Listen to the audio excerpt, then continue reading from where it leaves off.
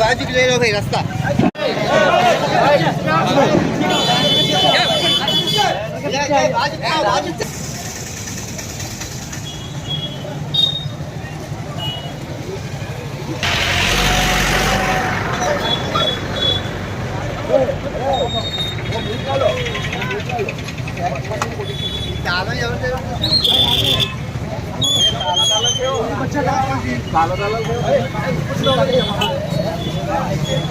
आयो आयो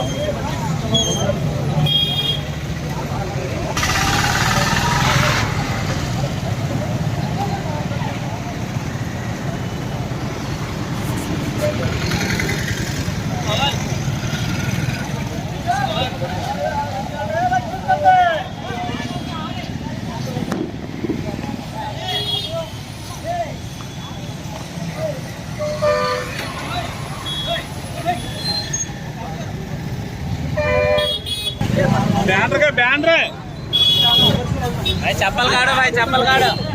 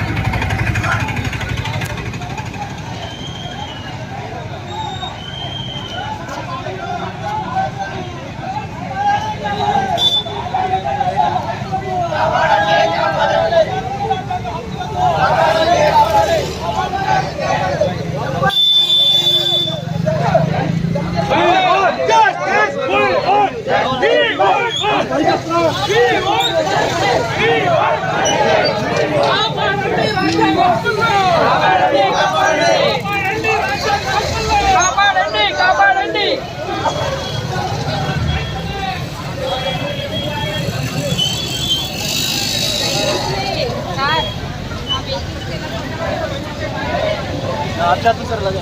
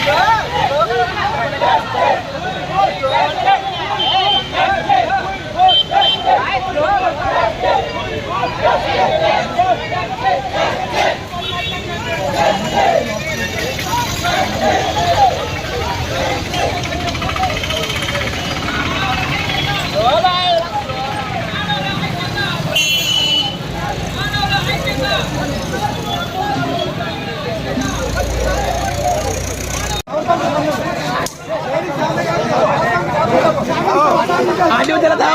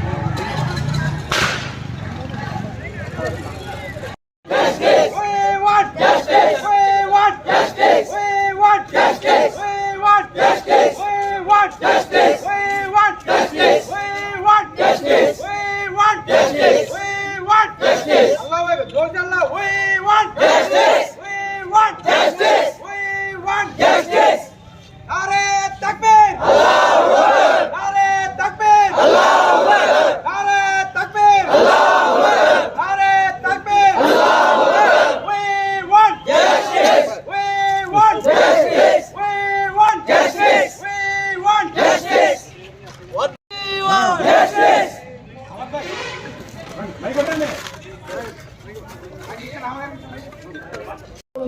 रावरंडी hello brothers भाइयों जरा अंदर का ना भाइयों हमारे जमात दिसना यहाँ एक दोनों आए तो हमारा వక్ అమెండ్మెంట్ యాక్ట్ బిల్లు పెట్టి దాన్ని పాస్ చేసిన సందర్భంగా దాంట్లో ఉన్న లొసుగుల్ని వ్యతిరేకిస్తూ యావత్ మంది ముస్లింలు ఈ రామచంద్రపురం నియోజకవర్గంలో ఉన్న అన్ని మసీదు కమిటీలు ముస్లిం సోదరి సోదరులు అదేవిధంగా హిందూ సోదరులు అదేవిధంగా అన్ని పార్టీల నాయకులు ఇక్కడ ఊరేగింపు జరిపాం.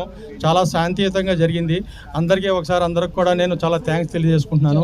ఇందులో ఏంటంటే ఎందుకు చేస్తున్నారు ఈ ఉద్యమం అనేది చాలామందికి తెలియదనే నేను భావిస్తున్నాను. కానీ కొంతమందికి తెలుసు. తెలియని విషయాలు తెలియజెప్పాల్సిన బాధ్యత మా అందరి మీద ఉంది కాబట్టి ఈరోజు ఈ మీడియా సభాముఖంగా మీ అందరికీ తెలియజేస్తున్నాను. ఒకటి, మన జేడి లక్ష్మీనారాయణ గారు సిబిఐ డైరెక్ట్ చేసినటువంటి ఆయన అసలు వక్ అనేది గోరీ టైంలో నుంచే పుట్టింది. అంటే ఇంచుమించు 1200 శతాబ్దం నుంచే పుట్టింది. తర్వాత బ్రిటిష్ గవర్నమెంట్ టైంలో 1860లో అసలు ఈ ప్రాపర్టీస్ ఎక్కడున్నాయి, ఎంతమంది ఈ మసీదులకి కానీ ఖబరస్థానాలకు కానీ ఇతర కార్యక్రమాలకు కానీ ఎంతమంది స్థల దాతలు ఉన్నారు, ఆ స్థలాలు అనేటువంటిది ఒకసారి మొట్టమొదటిసారిగా 1860లో సర్వే చేయించారు. ఆ సర్వే చేయించిన రిపోర్ట్ కూడా మా దగ్గర ఉంది. నేను ఎప్పుడైనా సరే ఎక్కడైనా సరే అడిగితే ఈ మన భారతదేశంలో ఎక్కడెక్కడ వక్ ప్రాపర్టీస్ ఉన్నాయి ఆ సర్వే నెంబరు ఎక్స్టెంట్తో సహా నేను తెలియజేయడానికి ముందుకు వస్తున్నానని చెప్పి నేను తెలియజేస్తున్నాను. తర్వాత 1903లో ఇంకొకసారి సర్వే ఆఫ్ ఇండియా వాళ్ళు అప్పుడు బ్రిటిష్ గవర్నమెంట్ టైంలో మళ్ళీ సర్వే చేయించారు. ఆ సర్వే రిపోర్ట్ కూడా మన సెంట్రల్ గవర్నమెంట్ దగ్గర స్టేట్ గవర్నమెంట్ దగ్గర ఉంది. తర్వాత 1935లో ఇంకోసారి సర్వే చేయించారు. అప్పుడు ఆ రిపోర్ట్ కూడా వాళ్ళ దగ్గర ఉంది. తర్వాత మన స్వతంత్రం వచ్చిన తర్వాత కూడా 1856లో ఒకసారి మన గవర్నమెంట్, మన ఇండియన్ గవర్నమెంట్ ఏం చేసిందంటే ఒక సర్వే కమిషన్ అపాయింట్ చేసి మొత్తం యావత్ భారతదేశంలో ఎక్కడెక్కడ వక్ ప్రాపర్టీస్ ఉన్నాయనేది సర్వే చేయించి ఒక రిజిస్టర్ తయారు చేసింది. ఆ రిజిస్టర్లో కూడా ఉన్నాయి. ఆ తర్వాత 1995లో ఇంకోసారి దాన్ని యాక్ట్ ఇంప్లిమెంట్ చేశారు. ఇంప్లిమెంట్ చేసిన తర్వాత 2013లో దాన్ని చిన్న సైజు అమెండ్మెంట్లు చేశారు. ఇంత జరిగినా ఇంత చరిత్ర ఉన్నటువంటి వక్ కానీ వక్ ప్రాపర్టీస్ కానీ తూట్లు పడడానికి ఈరోజు ఏం చేశారంటే వక్ ప్రాపర్టీసు ఎక్కడెక్కడ ఉన్నాయి, ఎవరెవరు అనిపించిన వాళ్ళకి ఇచ్చేయాలి. తర్వాత కమిటీలు ఉన్నాయి. ఈ వక్ ప్రాపర్టీని కాపాడడానికి సెంట్రల్ వక్ కమిటీ, స్టేట్ వక్ కమిటీ, అలాగే డిస్ట్రిక్ట్ వక్ కమిటీ, అలాగే మసీదుల కమిటీ ఉన్నాయి. ఇవన్నీ కూడా ఏంటంటే వీటి యొక్క బాధ్యత ఈ వక్ ప్రాపర్టీస్ని కాపాడడం, దాని మీద ఇన్కమ్ ఎంత వస్తుంది, అది వక్కి ఎంత మనం జమ చేయాలనేది ఈ పనులు చేస్తుంటాయి. ఈ కమిటీలన్నీ కూడా మార్చేసి అది తీసుకొని వచ్చారు. అంటే వక్ బై యూజ్ అంటే వక్ ప్రాపర్టీని ఎవరు యూజ్ చేస్తుంటే వాళ్ళు దానికి ఉన్న డాక్యుమెంట్స్ సబ్మిట్ చేయమన్నారు. 1860లో ఉన్న ప్రాపర్టీకి డాక్యుమెంట్ ఏముంటుంది సార్ చెప్పండి? అప్పుడు అసలు రిజిస్ట్రేషన్ చట్టమే లేదు. చట్టం లేనప్పుడు రిజిస్ట్రేషన్ ఎక్కడ ఉంటుంది? అటువంటి దానికి ఒకటి మనకి వక్ సర్వే ఆఫ్ ఇండియా చేసినటువంటి రిజిస్టర్లో ఉన్నటువంటి ప్రాపర్టీస్ ఏవవుతున్నాయో అవన్నీ కూడా సర్వే డిపార్ట్మెంట్ ద్వారా వక్ ప్రాపర్టీ చెందిందని నిరూపించబడింది. దాన్ని కూడా మేము వ్యతిరేకిస్తున్నాం. ఇదే విధంగా మన భారతదేశంలో ఎవరి మతాన్ని వాళ్ళు కాపాడుకుంటున్నారు, ఎవరి ప్రాపర్టీస్ని వాళ్ళు కాపాడుకుంటున్నారు. అందువల్ల మనం ఏ గొడవలు లేకుండా ఉంటాం. నా మతంలో నిన్ను, నీ మతంలో నన్ను దూరితే రేపు పొద్దున ఎవడో ఒక దుర్మార్గుడు దూరి నన్ను రెచ్చగొట్టి నీ తలకాయ నా తలకాయ తీసుకునేదాకా తీసుకొస్తారని చెప్పి మేము భయపడి మరీ వ్యతిరేకిస్తున్నాం. అంతే తప్ప మాకు ఏ గవర్నమెంట్ మీద కానీ ఎవరి మీద కానీ మాకు ఏ విధమైన విద్వేషాలు లేవు. ఇది నేను సమాపకంగా తెలియజేసుకుంటున్నాను. కాబట్టి ఇవన్నీ విషయాలు క్రోడీకరించి ఈరోజు మన ఆర్డీఓ గారికి ఒక వినతి పత్రాన్ని సమర్పిస్తే ఆర్డీఓ గారు కలెక్టర్ గారి ద్వారా స్టేట్ గవర్నమెంట్ నుంచి డైరెక్ట్గా ప్రెసిడెంట్ గారికి పంపించవలసిందిగా ఫార్వర్డ్ చేయవలసిందిగా సభాముఖంగా కోరుకుంటున్నాను. రామచంద్రాపురం నియోజకవర్గ జాయింట్ యాక్షన్ కమిటీ వక్ కో కన్వీనర్గా ఉన్నాను. రామచంద్రాపురం ఈరోజు చాలా మంచి పరిణామం. ఈ భారతదేశంలో నేను పుట్టినందుకు, సిటిజన్గా నేను ఇండియన్ సిటిజన్గా ఉన్నందుకు నేను గర్వపడుతున్నాను. ఎందుకంటే ఈ వక్ అమెండ్మెంట్ బిల్ 2025ని ప్రవేశపెట్టినప్పుడు పార్లమెంట్లో ముక్త కంఠంతో అందరూ కూడా వ్యతిరేకించారు. మొత్తం పార్లమెంటు సభ్యులు అందరూ కూడా వ్యతిరేకించారు. దాని మీద జాయింట్ పార్లమెంట్ కమిటీకి ఫార్వర్డ్ చేయడం జరిగింది. జాయింట్ పార్లమెంట్ కమిటీకి పంపించిన తర్వాత వాళ్ళు ఏ విధంగా మనల్ని మభ్యపెట్టారో, ఏ విధంగా బిల్లు తీసుకురావడానికి ఇది 3వ తారీఖు ఏప్రిల్ నెలలో అర్ధరాత్రి 2 గంటలు దాటిన తర్వాత ఈ బిల్ని లోక్సభలో అమలు చేయడం జరిగింది. రెండో విషయం ఏంటంటే రాజ్యసభ 3వ తారీఖు తర్వాత 4వ తారీఖునే రాజ్యసభలోనే, అంటే లోక్సభలో 288 మంది బిల్లుకి సపోర్ట్ చేస్తే 232 మంది అపోజ్ చేశారు. అంటే ముస్లిమ్స్ ఉన్న ఎంపీలు మాత్రం 24 మంది దాంట్లో, కానీ అపోజ్ చేసింది 232 మంది అపోజ్ చేశారు లోక్సభలో. అలాగే రాజ్యసభలోకి వచ్చేటప్పటికి 132 మంది సపోర్ట్ చేస్తే 95 మంది అపోజ్ చేశారు. మన దాంట్లో ఉన్నది మన వాళ్ళు ఇంచుమించు 14-15 మంది ఉన్నారు రాజ్యసభలో. అలాంటిది అందుచేత నేను ఈరోజు ఇండియన్ కాన్స్టిట్యున్సీని కూడా ఇక్కడ ఉన్న పబ్లిక్ అందరూ కూడా గౌరవించడానికి, ఇక్కడ అందరూ కూడా అన్ని మతాల వాళ్ళు కూడా సమజీవనంతో గడపడానికి కూడా ఇంత మంచి పరిణామం ఇది. కానీ ఇది దురుద్దేశపూర్వకంగా మనం చూస్తున్నాం. ఇంచుమించు 2014 నుంచి కూడా ఈ బీజేపీ గవర్నమెంట్ వచ్చిన తర్వాత నుంచి కూడా ప్రయత్నాలు ఏ విధంగా జరుగుతున్నాయో చూస్తున్నాం. మైనారిటీస్ మీద అందరి మీద కూడా దాడులు జరుగుతున్నాయి. ఇది వర్క్ బై యూజర్ అనేది కూడా తీసేయాలని చెప్పి ప్రయత్నం. వర్క్ బై యూజర్ అంటే ఇందాక వక్త మాట్లాడినప్పుడు కూడా చెప్పారు, ఎందుకంటే బ్రిటిష్ కాలం నుంచి కూడా ఉంది, అలాంటి ప్రాపర్టీస్ ఉన్నాయి. అలాగే పార్లమెంట్ ముందు కూడా అక్కడ మసీదు ఉంది, తర్వాత జామియా మసీద్ కూడా ఉంది. మన సుప్రీంకోర్టు చీఫ్ జస్టిస్ కూడా చెప్పడం జరిగింది. వాళ్ళు కూడా ఈ బిల్లులో 2 అంశాల మీద స్టే ఇవ్వడం జరిగింది. యాక్ట్ని స్టే ఇవ్వడం ఏంటని చెప్పేసి క్వశ్చన్ చేయడం జరిగింది. ఎందుకంటే ఒక జీవోని కానీ ఇది కానీ మార్చచ్చు అని చెప్పి తర్వాత చాలామంది సుప్రీంకోర్టు న్యాయవాదులు, చాలామంది ఎక్స్ న్యాయవాదులు అందరూ కూడా దీని మీద మనకు మళ్ళీ ప్రెస్ స్టేట్మెంట్ ఇవ్వడం జరిగింది. చట్టం చేసిన దాన్ని పబ్లిక్కి ఆర్టికల్స్ 14కి 15కి 29కి 30కి వ్యతిరేకంగా ఉన్న ఈ వాటిని ఎదుర్కోవడానికి సుప్రీంకోర్టుకి రైట్ ఉంది, సుప్రీంకోర్టుకి హక్కు ఉందని చెప్పేసి తెలియజేయడం జరిగింది. దాంట్లో భాగంగానే ఈరోజు రామచంద్రాపురంలో కాన్స్టిట్యున్సీ మొత్తం ముస్లిం సోదరులు ద్రాక్షారం పరిసర ప్రాంతాల నుంచి మొత్తం అందరూ కూడా రావడం జరిగింది ఇక్కడికి. ఆర్డీఓ గారికి మనం ఈరోజు త్రూ కలెక్టర్ గారి ద్వారా రాష్ట్రపతి గారికి మెమోరాండం ఇచ్చి ఈ బిల్లుని మళ్ళీ తిరిగి తీసుకోవాల్సిందిగా మేము అందరూ కూడా డిమాండ్ చేస్తున్నామండి. Thank you sir. Thank you.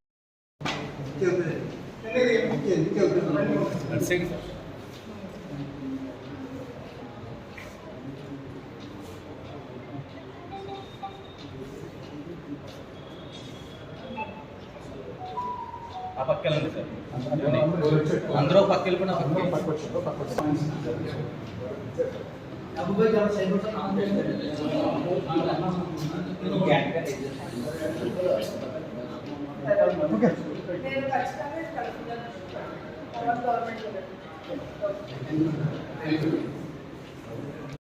నమస్కారం తెలియజేస్తూ అస్సలాము అలైకుం వరహమతుల్లాహి వబరకాతుహు. నేను డాక్టర్ బిఆర్ అంబేద్కర్ కోనసీమ జిల్లా మాజీ వక్ఫ్ బోర్డ్ చైర్మన్ అండి. నా పేరు షేక్ అబ్దుల్ ఖాదర్. సోదరులారా, మనం ఎప్పుడైతే మనకి స్వాతంత్రం 1947లో వచ్చిందో అప్పుడు ఈ దేశం నుంచి మొహమ్మద్ అలీ జిన్నా గారు కొంతమంది ముస్లిమ్స్ని స్వతంత్ర ముస్లిమ్స్ రాజ్యంగా ఏర్పాటు చేసుకుందామంటే ఆ రోజు మౌలానా అబుల్ కలాం ఆజాద్ గారు కుదరదు, మేము ఈ మట్టిలోనే పుట్టాం, ఈ గడ్డలోనే పెరుగుతాం, ఇక్కడే చస్తాం, కానీ మేము పాకిస్తాన్ రావటం జరగదు అని నిఖార్సుగా చెప్పిన మౌలానా అబుల్ కలాం ఆజాద్ గారు ఆ రోజు. అలాంటి వారసులం మేము. అలాంటి వారసులని ఎప్పుడైతే బీజేపీ గవర్నమెంట్ గత 14 సంవత్సరాల నుంచి వారు అధికారంలోకి వచ్చిన తర్వాత రాజ్యాంగాన్ని తూట్లు పొడుస్తూ డాక్టర్ బిఆర్ అంబేద్కర్ గారు రాసిన రాజ్యాంగాన్ని ఎన్నో తూట్లు పొడుస్తూ మా మత విశ్వాసాల మీద కొత్త చట్టాలు, వక్ఫ్ ఆస్తులు, దర్గాలు, ఖబరస్థాన్లు, మసూదులు, ఆషూరఖానాలు, మదరసాలు సైతం ప్రమాదంలో పడేలాగా ఈ వక్ఫ్ చట్టాన్ని సవరించడం జరిగింది. సోదరులారా, హిందూ ముస్లింలకు ఈ భారతదేశంలో లౌకికవాదం, భిన్నత్వంలో ఏకత్వం గల మన భారతదేశంలో ఎప్పుడు మనం అందరూ కలిసి సహజీవనం గడుపుతున్నాం. కానీ సోదరులారా, ఈరోజు ఈ దుర్మార్గులు నల్ల చట్టాలని తీసుకొచ్చి మన యొక్క ప్రజాస్వామ్యాన్ని కూనీ చేస్తున్నారు. అయితే పార్లమెంట్లో ఈ బిల్లు ప్రవేశపెట్టడానికి ముందు నామకే వాస్తే జాయింట్ పార్లమెంట్ కమిటీ వేశారు. It has been renamed as Waqf unified Waqf management and empowerment of efficiency and development. Muslim సమాజానికి ఉపయోగపడే ఈ సవరణ అని పదం వాడుతున్నారు. ఎంత దారుణమో చూడండి. ఇది భారత రాజ్యాంగంలో ఆ రోజు అంబేద్కర్ గారు ఆర్టికల్ 14 సమానత్వపు హక్కు ఇచ్చారు అందరికీ, రైట్ ఆఫ్ ఈక్వాలిటీ. అలాగే ఆర్టికల్ 25 ఏం చెప్తుంది? మత స్వేచ్ఛ, ఫ్రీడమ్ ఆఫ్ రిలీజియన్. 26 ఆర్టికల్ రాజ్యాంగంలో ఏం చెప్తుంది? మత సంస్థలు నిర్వహించుకునే హక్కు ఆ రోజు బాబాసాహెబ్ అంబేద్కర్ రాజ్యాంగంలో కల్పించారు. It's freedom of managing religions affairs. అలాగే ఆర్టికల్ 15 స్పష్టంగా చెప్తుంది మత వివక్షత, రిలీజియన్ ఆఫ్ డిస్క్రిమినేషన్. వివక్షత ఉండకూడదు. అటు ముస్లిమ్స్ అని, ఇటు హిందువులని, అటు క్రిస్టియన్లని, ఇటు జైన్లని, బుద్ధులని మన భారత రాజ్యాంగంలో ఈ పదము లేదు. కాబట్టి సోదరులారా, ఇప్పుడు తెచ్చిన వక్ఫ్ చట్టం ఏదైతే ఉందో ఇది ముస్లిమ్స్కి కానీ భారత పౌరుడికి కానీ ఆమోదయోగ్యము ఎంత మాత్రము కాదు. మేము దీన్ని ఖండిస్తున్నాం. రాబోయే కాలంలో ఈ కేంద్ర గవర్నమెంట్, ఈ మోడీ గారి నాయకత్వంలో, ఈ అమిత్ షా గారి నాయకత్వంలో ఏ గవర్నమెంట్ అయితే నడుస్తుందో మీకు ప్రపంచ దేశాల నుంచి కూడా మీకు చివాట్లు వస్తున్నాయి. అలాగే మేము కూడా చాలా తలదించుకోవాల్సిన పరిస్థితి ఏర్పడింది. ఇదా భారత లౌకికవాదం, ఇదా భారతదేశం, ఇది మేరా దేశ్ మహాన్ అని మీరు ఇచ్చిన స్లోగన్ ఇదా. కాబట్టి సోదరులారా, మీరందరూ కుల మతాలకు అతీతంగా అందరూ కలిసి మన భారత ప్రజాస్వామ్యాన్ని రక్షించుకోవాల్సిన ఆవశ్యకత ఎంతైనా ఉందని రద్దు చేయాలి. జై హింద్.